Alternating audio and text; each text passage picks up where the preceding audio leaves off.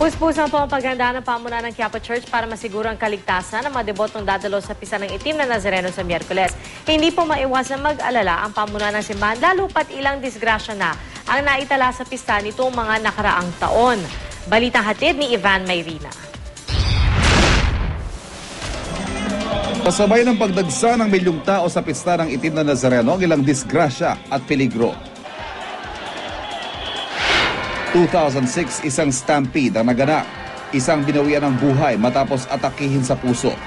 Dalawa naman ang sinawimpala noong 2008 matapos madaganan ng kapwa deboto.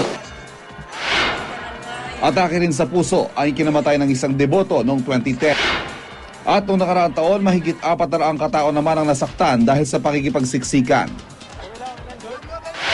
Ngayong 2013, 2 araw bago ang Pista ng Nazareno, tinahak namin ang ruta ng prosesyon mula Quirino Grandstand patungong Quiapo Church. Kapansin-pansin ang mga salasalabat at mabababang kable ng kuryente sa kahabaan ng Palangka Street na maaaring pagbula ng disgrasya. May mga Christmas decor pa rin nakasabit.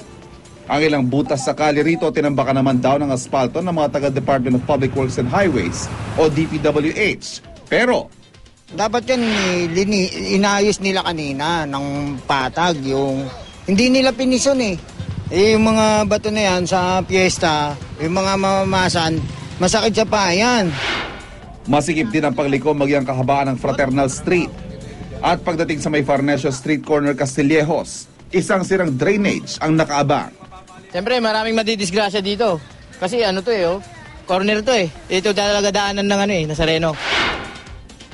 Puspusan na ang paghahanda ng pamunuan ng Quiapo Church para sa araw ng kapistahan at sisiguraduhin daw nilang magiging ligtas ang ruta na daraanan ng mga deboto at ang mahal na poong Nazareno. Nakipag-coordinate na kami sa lahat ng mga agencies involved, DPWH, yung City Engineering Office, MMDA at kung ano pa mga ahensya na alam namin na nangangalaga nung mga kalye na dadaanan ng prosesyon. Mayroon kaming galing sa simbahan mismo. May inutusan kami na lumibot doon sa lugar. Pati K9, maglilibot yun dyan sa lahat ng areas. Sa huli, iba yung pag-iingat pa rin ng susi para maipagdiwang okasyong ito ng masaya at iwas disgrasya.